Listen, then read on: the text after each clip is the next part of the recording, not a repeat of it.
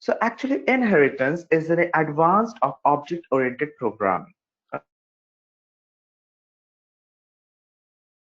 Do and what we can't. Actually, in inheritance, we can inherit the properties, the attributes of different classes in some other class. For example, uh, a 10 years old project has several things like has parents, students, database, and mm, administration database. Okay, so everything has been separated in different classes.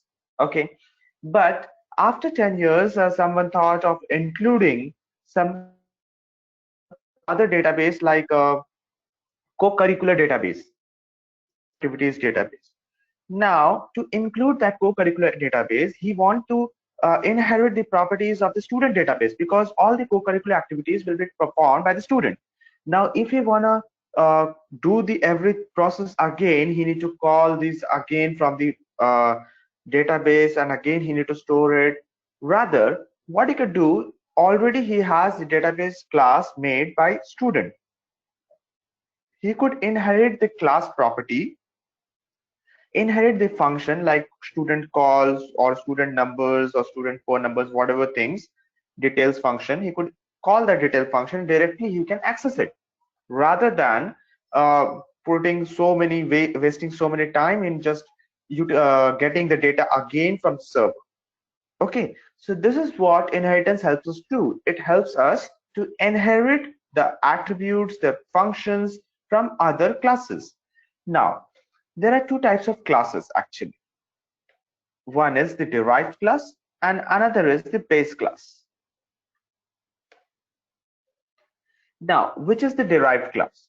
The you can say the class which in which we are inheriting the class is called as the derived class. For example, in the child class, what we are doing, we are inheriting the class my class. So over here, my class becomes the base class and child class becomes the derived class. Did you understood this? So over here, we just have this concept of base class and derived class. In derived class, we inherit the properties of the base class and we can use that property through the derived class object. Like, let us go for practical implementation of this. So we will have day 2 today.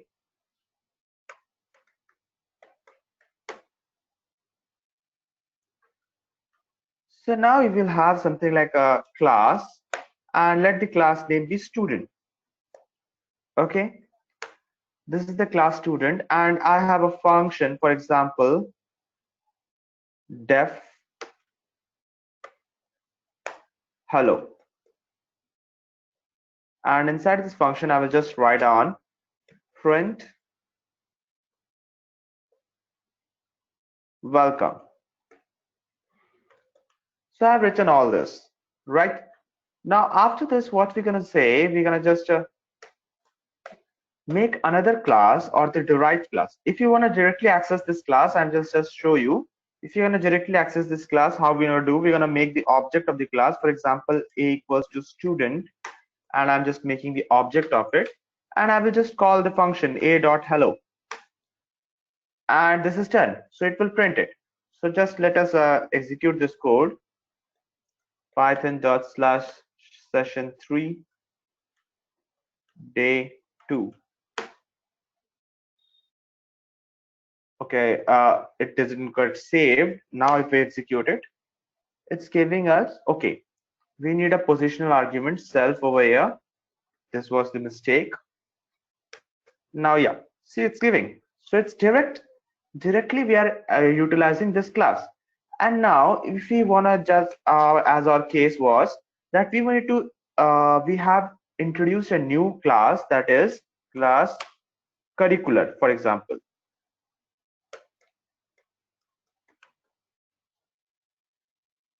And sorry, this is a class. And inside this class, we're going to just define a function, define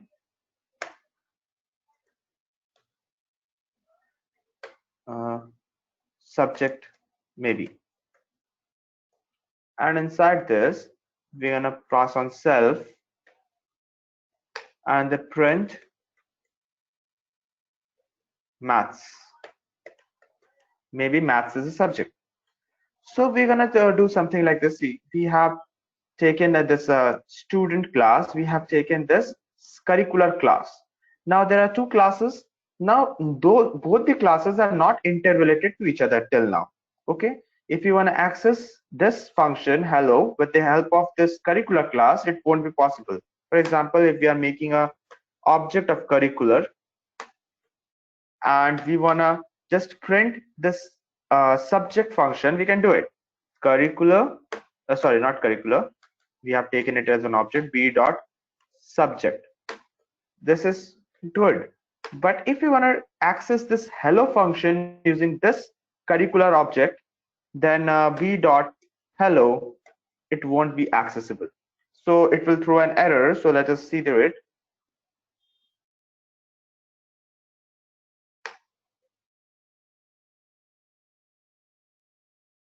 See, it's giving welcome, it's giving maths. That means maths is over here. Means when we call this subject function, it is working. But when we call this hello function, it throws an error. Circular object has no attribute hello. This is the thing. So over here, what we need to do, we need to first import this class inside this. This is known as inherit. Inherit the properties of the class student. So how will we do it? This is the way how we're gonna inherit. We're gonna open and close the parenthesis, and then we're gonna write student. Now what happened? This became the base class, base class,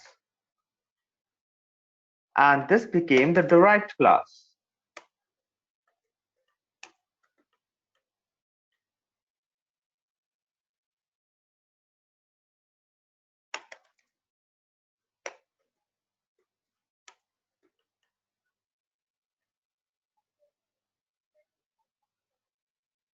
Okay, so let us execute this code.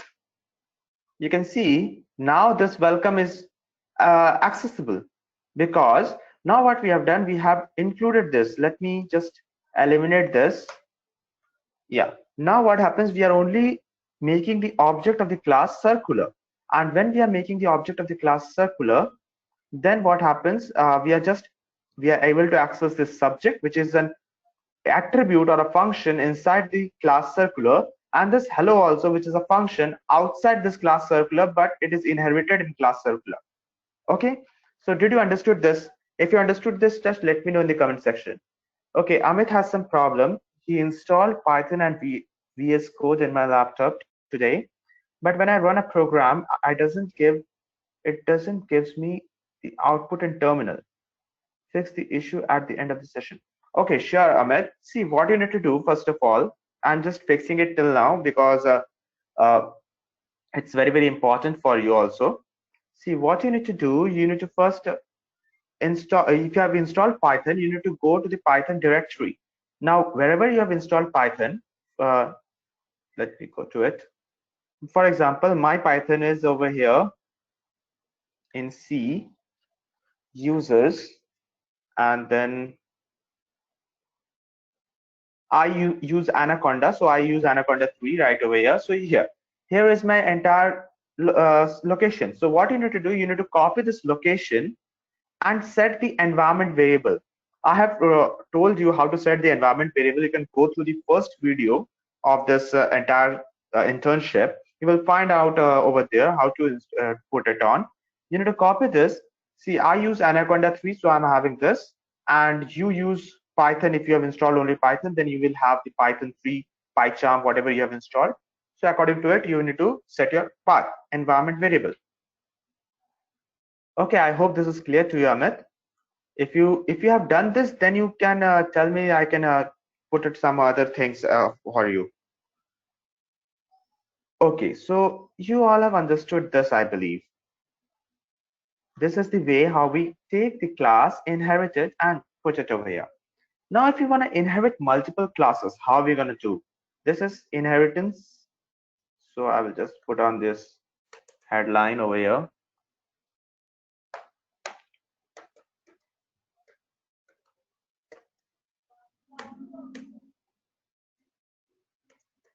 It is also known as single inheritance.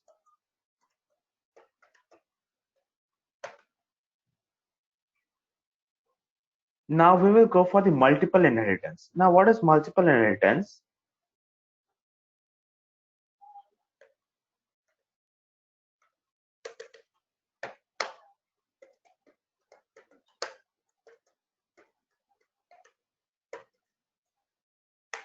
Now in multiple inheritance, there are multiple derived classes, multiple base classes,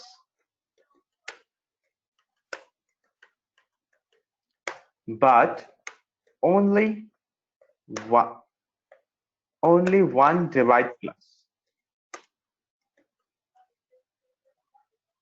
So you can see there are multiple base classes, but only one derived class.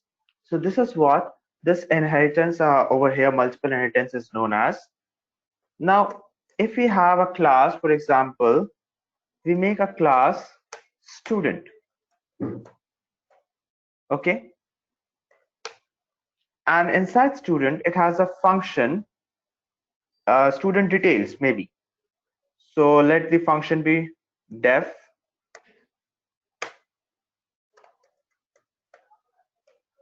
student details. Now inside this function, it is taking the input of the students, for example. So I'm just taking the name, and inside this name, we'll just take input of the name, maybe enter name. That's it. We will take only one parameter till now. Rather, in the future, we can have many. Now, sorry, this is not the syntax. I'm mistaken with the syntax. This is the syntax. Yeah. So we have taken the student details, and now we will just include the self over here. And if you want to take this name as the global, then you need to put on self dot name. So now this is done. So what we have done, we have created a class student, and inside this there's a function student details, and work of the student details is to take an input from the user and store it in the variable name. That's it. Now we will have another class, another function, for example, def display. This is a display function, and we will just call self over here. Now self dot name. We want to display the self dot name, so we're going to print name equals to self dot name. This is 10.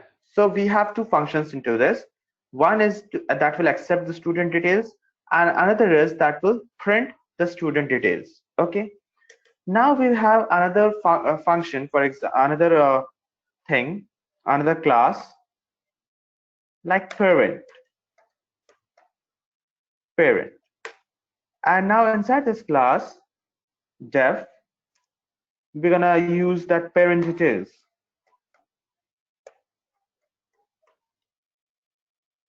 And it is again in the same sequence. For example, we have 10 students, and all the student details will be in same sequence and parent details in the same sequence. So how are we gonna do this?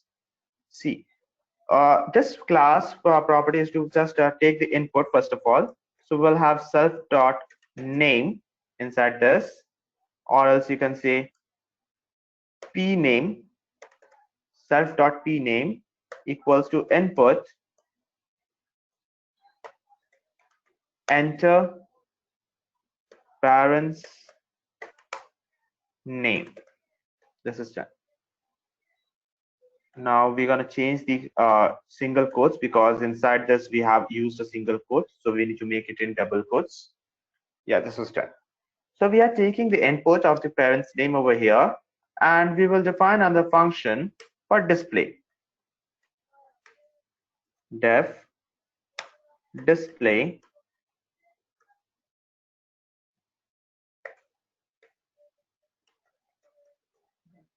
okay. So now inside we will pass on self, and then we're gonna just print it. Print parents name equals to self dot p name. That's it. So we have two classes now. One class is student, one class is parent. Now you want to take the input one by one. First you want to take the input of the student, and then we're going to take the input of the parent. So how are you going to do this? Either you can directly do this using the same uses, like you can call and two objects like a equals to student. This is one object, and then you made an object b equals to parent. This is two objects over here.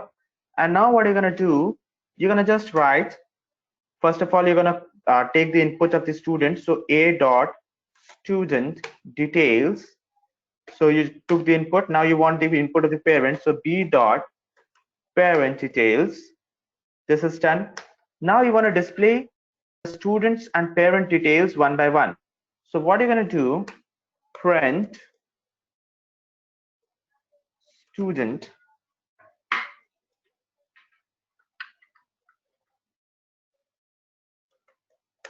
name equals to, and then a comma, then we will have the a dot display,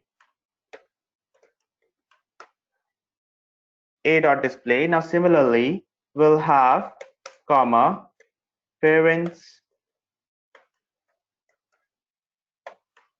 name, then we have b dot display parent. That's it. These are the functions, so I need to put on the functions over here. This is also a function. Okay, so this is done. Now if we execute this code, then you will find that we are getting some, it's asking for the name of the student. First of all, when you can mention it over here, let it be Sanju, and then it's asking for the name of the parents, so let his parents name be Rakesh, and then it is showing that name is Sanju, parents name is Rakesh. Okay,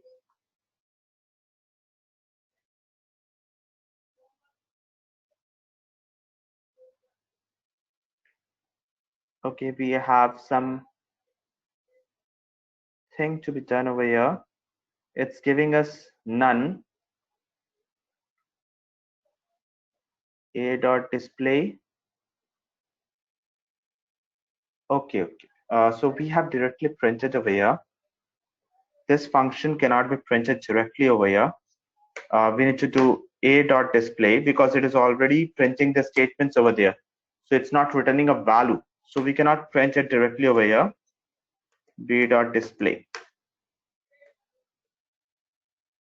So we can do like this. Now we can execute, then we will get Sanju, and let it be Rakesh, and we will be getting the names. Name Sanju, parents name Rakesh. So we are getting this. So this is how this could work. This is the method one, but there is another method of deriving the class.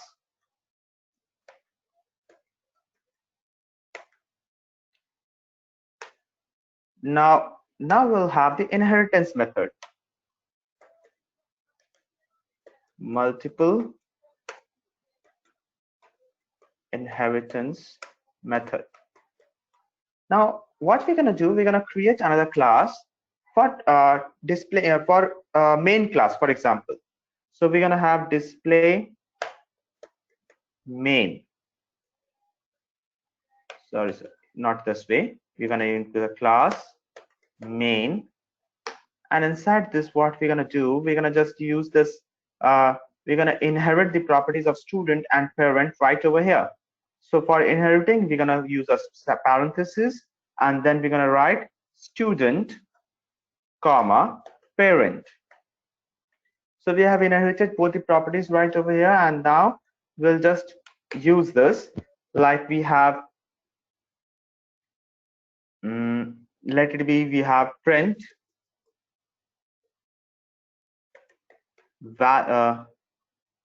details of the student. So what will happen when we will call this object of main of class main, then what will happen? First of all, we'll print the details of the student, this function, and then we're gonna call this student details, and then we're gonna call this, and at last we're gonna have this. Or else you can take it as in a function def heading, and inside this function we're gonna pass on this value. So all set. We're gonna put a self over here. That's it. So now we'll provide it in a sequence. We'll just provide an object of this class main. A equals to main, and now everything is accessible over here. First of all, what we require, we want to input the student. A dot display. Now, which is display? This is the display. Student details. Sorry, not display. It's student details. So we're gonna take student details over here. Yeah. So next we'll have the parent details. So a dot parent details. Now this is done. After taking all the details, what we require, we're gonna print now. So first of all, we'll print the heading. So a dot heading. This function we have done. Now we're gonna print the details of the student. So a dot display. And now we're gonna print the details of the parents. A dot display parent. So we did not remember the objects, rather we have accessible to each and every, and there is only one object, and through that object only we are inheriting all the properties of the other classes. So this is how we can use the other classes properties easily. Now we can just utilize this, run the code. It's asking the name first, so let it be Rajesh, okay. Then it's Roshan, parent name, and you can see details of the student is the heading, and then it's giving a name equals to Rajesh. Okay, this is I have not put in a function, so that is why it was not executed. So let's just execute this once again. Rajesh, Roshan, and you can see we are getting all the values as per our requirement. So this is how inheritance help and multiple inheritance is used in this manner. So did you understood this concept? Just let me know in the comment section.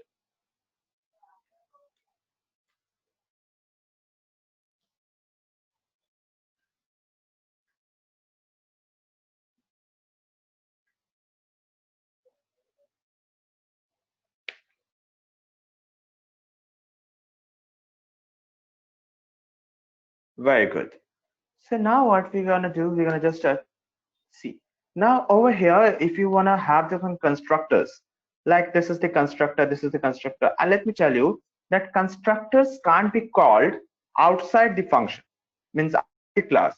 It is just that the constructor is when a class is called or inherited or just you can say made the object of the class, automatically constructor is being called. Okay, so now constructor cannot be called like a ob dot and the name of the constructor like in itself. This is not possible. Okay, so if you are inheriting in multiple inheritance, then the constructors are need to be called inside that class of the derived class only. Like we have the base one, so base one dot in itself, base two dot in itself. So these are the constructors that you need to call inside this. So let us do this constructor parts also. Let me comment these all paths, and let me copy this and comment this. Yeah, calling derive, no, not calling, inheriting constructors from base class to derived class. Okay, now let us paste this, and now we'll just omit this all things. We will not take any of these.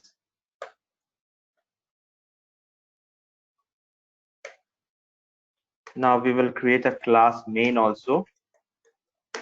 That's it. And inside this class main, we're gonna just inherit the properties of both the classes, that is student, comma, parent. Now this is done. So we have three classes. These are the base class. Student is one of base class, parent is another base class, and this is the derived class main, in which we have inherited the properties of student and parent class. Now inside the student class, we will have a take a constructor like def double underscore init, and inside this we'll just have this constructor like print constructor of student. Okay, this is done. Now similarly, what we're going to do, we're going to just make this constructor of parents also over here. So we'll just def double underscore init underscore self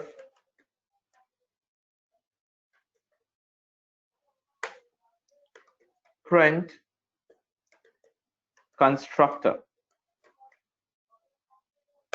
of parent.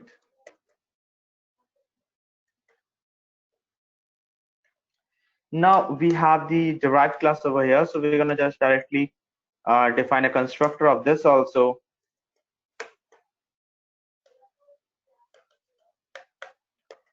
Print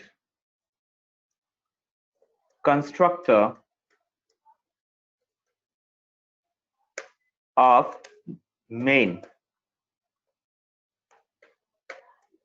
Okay, so this is done. You can see we have taken the constructors of each and every part, and now what we're going to do, we're going to just make the object of this. Okay, did we made some mistake over here? Yeah.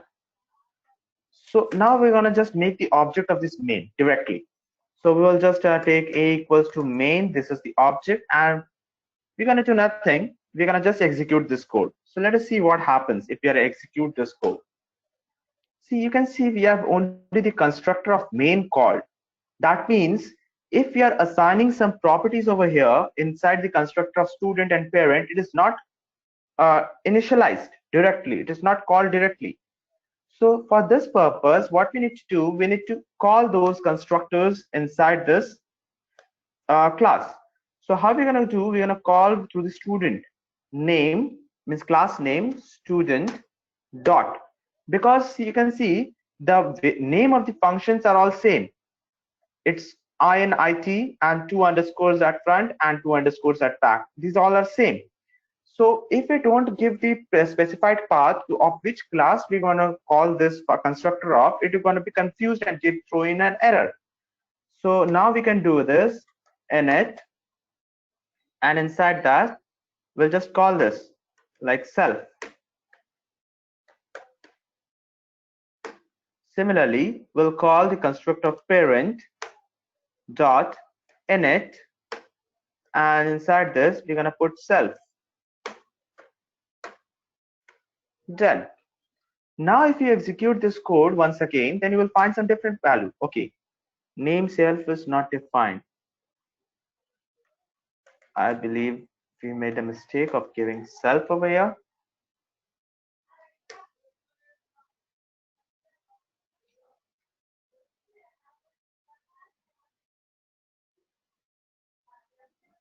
There is some mistake that we are doing.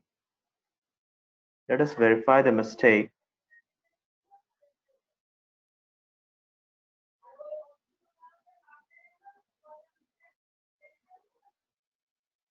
I don't believe we have done any mistake. It shouldn't show this. Let us debug where is the problem actually is.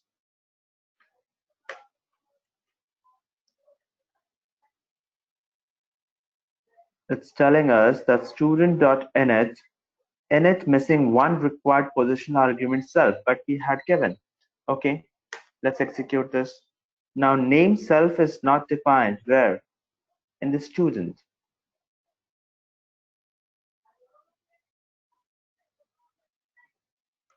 Maybe we need to pass on some object over here. Okay, let's see.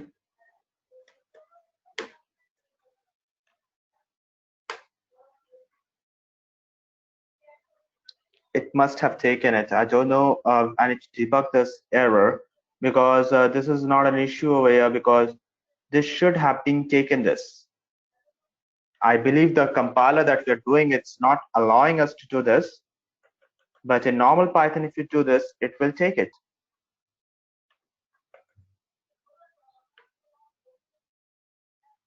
Let's verify the code once over here. Let us recheck the code.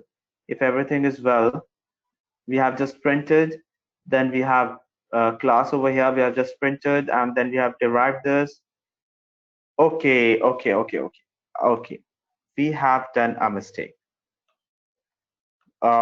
We need to call this inside the constructor over here, not outside the constructor. Because when this constructor will be called, at that time only this constructors will also be called. So this is the mistake that we have done, and now it won't show us an error, and we'll get all the constructors. See. So see over here, we got the constructor of main. This is the main part. Now we got the constructor of student. So this is the student constructor. We have called it before. And then we got the constructor of parent. So this is the parent constructor. Now, if you whatever you initialize, for example, you are initializing a variable, and that variable you are not taking the constructor where, then that variable will not be accessible. It will throw you a none value. So this is what constructors should be called over here, so that it becomes easier for the program to understand the concept of the program. Okay, so I believe this is understood to you. Just let me know in the comment section if you are clear with this constructor calling part, inheriting the constructor. Yes, very good. So now we'll just move forward.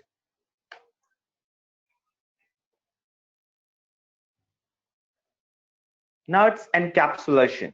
Now what is encapsulation? Can you do you know what is encapsulation this word says? Just let me know in the comment section if you can just give me some hint what is encapsulation is, what this word mean to you.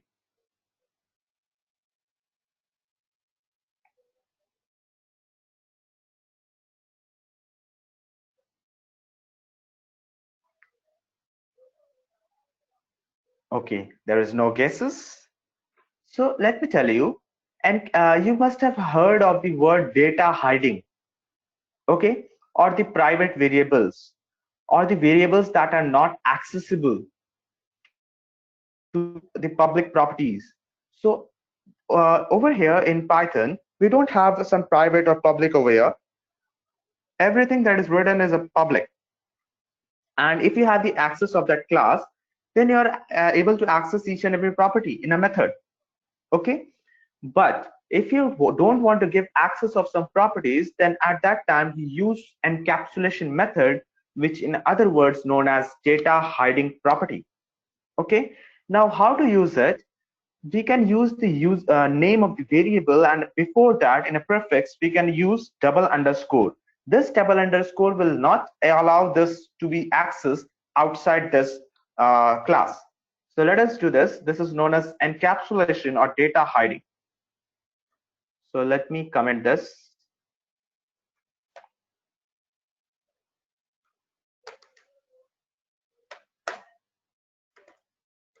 Encapsulation.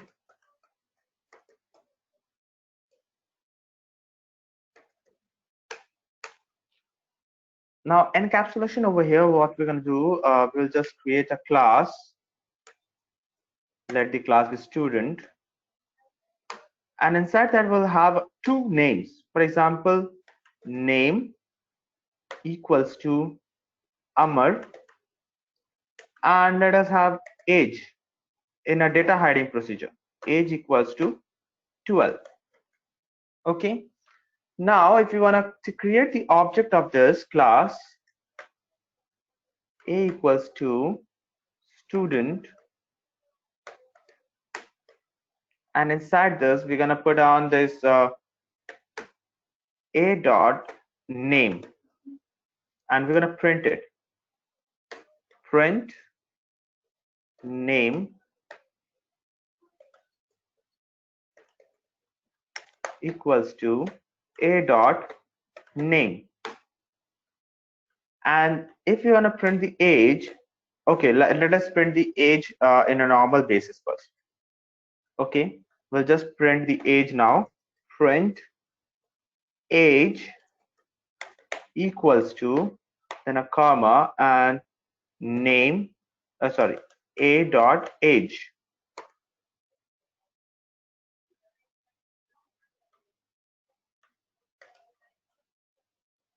So this is done. Now let us execute this code. You can see we have got the age and we have got the name, means we have access to both the parts. Now, if you make this a hiding variable, 2 underscores.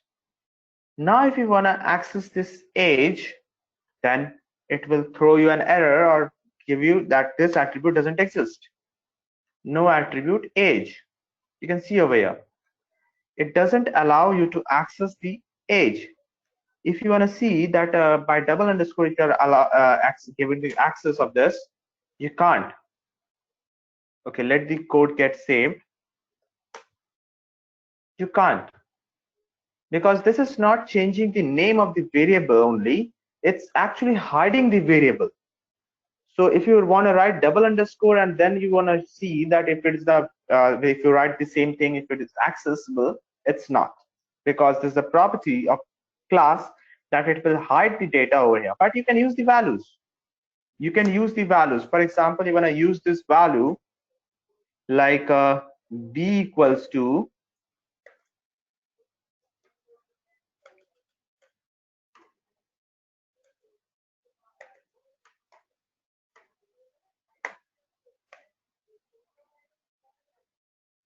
and if you want to put a dot b,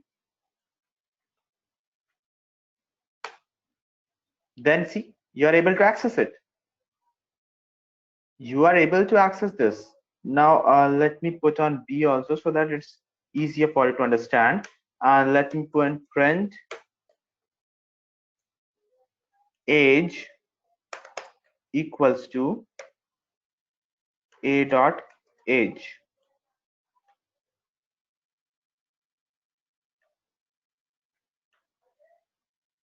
Okay, so now let me execute this, and you will find that we are getting the b value because we have stored it in b, the age value, which is a private value. But when we are trying to access this age directly, we are not able. So this is how data has been hidden inside this class. So did you understood this data hiding concept? Just let me know in the comment section.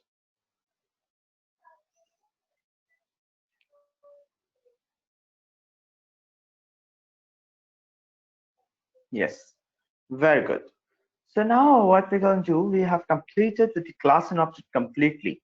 There is nothing left, I believe. Nothing left. So we have completed the class and object completely, and with the inheritance also. The practical implementation of the class, object, and inheritance is very big, and I believe you can only get this concept when you provide the things or do the things practically. If you don't follow the things practically, then it will be very difficult for you actually. So after this, we will just go with two projects. One project we have already done, the jumbled words. We have already made this. And now today we'll do the Fizz Buzz. Now Fizz Buzz is a very interesting and short project. Input a set of numbers in a list by user. This is the first task that we're going to do. And our task is that if the multiple of 3, the number is a multiple of 3, we're going to use fizz. If a number is a multiple of 5, we're going to print buzz. And if a number is multiple of 15, we're going to print fizz buzz. So let us just execute this code and put on these numbers.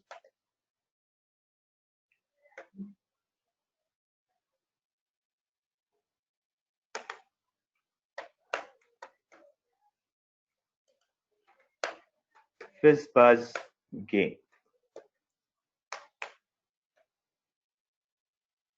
Now, so our task is, so let me take this task completely. So I'm unable, okay, I'm able to copy this.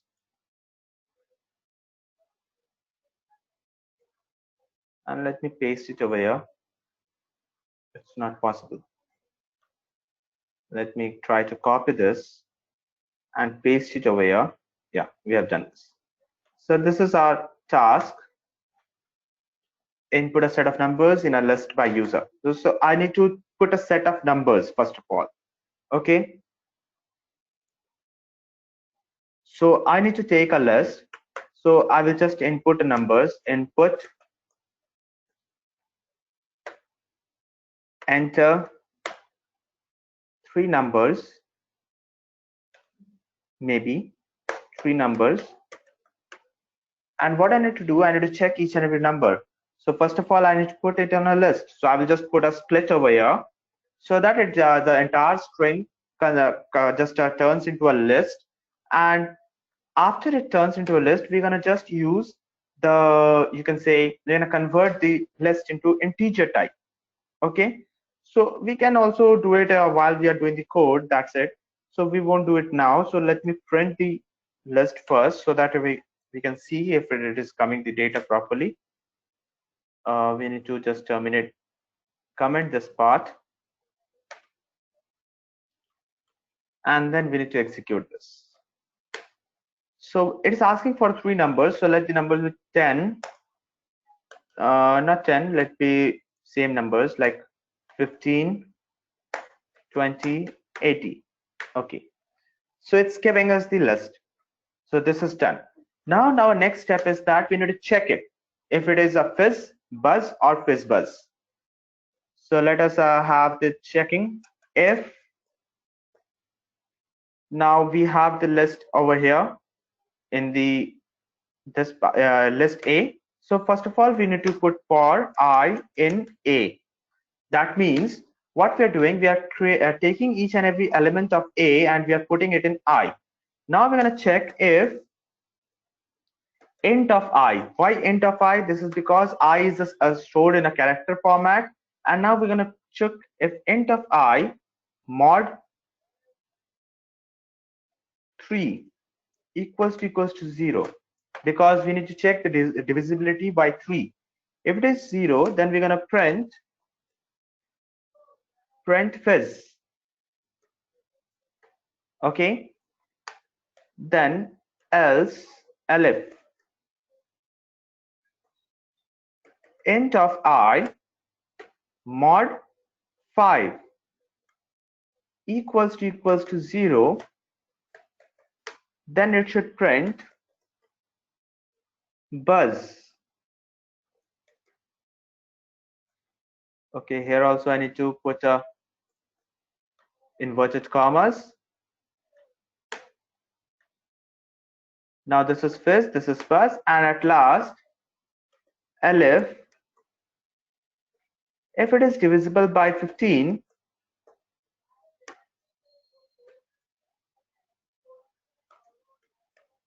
then we're gonna print it as print fizz buzz.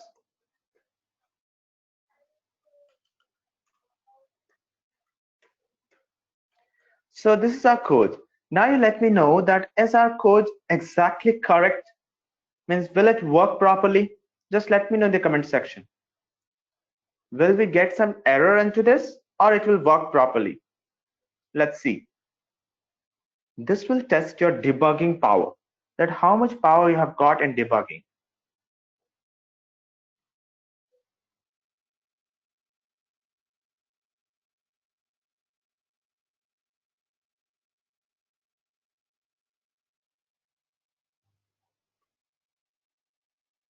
So guys, I believe you are still debugging the codes. Yes or no? Will it work properly or it will not? Just let me know in the comment section. Yes. Okay, Sudha says it's yes. Okay, so let's try this. Let's try this first. So it's asking for us 3 numbers. So let us give the 3 numbers like 10, not 10.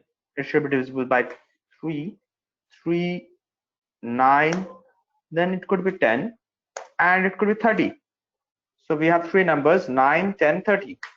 Now if we execute this, so it's giving us that for 9 it is fizz, for 10 it is buzz because it is divisible by 5, but for 30 it is again a fizz, but it should be fizz buzz. So can you tell me what is the mistake? What happened actually? Why it is not giving fizz buzz? It is only giving fizz and buzz and again a fizz. It should, where it should have given fizz buzz. It has a very interesting reason over here. The reason is that when we are getting this 3 right over here, then it is just checking with the number divisible by 3 or not. So first time it is checking that 9 is divisible by 3. Yes, it is. So it's just printing fizz and terminating the other elif statements. Similarly, for 10, it is checking for 3, it is not divisible. Then it's for 5, it is divisible, it is printing buzz. Then for 30, again, it's checking for 3 and it is divisible. So it's printing fizz and thus just it is eliminating the data. So at this point of time, what we need to do, we need to just print this concept earlier. Means we need to put if 15 first and then elif this. So this will what happened over here that if we are taking it first with the bigger number, then if it is divisible by this, then it will print fizz buzz, or else it will go to the multiple of 3 or multiple of 5. So just let us execute this code again and give the same numbers, 9 space 10 space 30, and you will find that we are getting the exact numbers. So did you understood the concept? Just let me know in the comment section.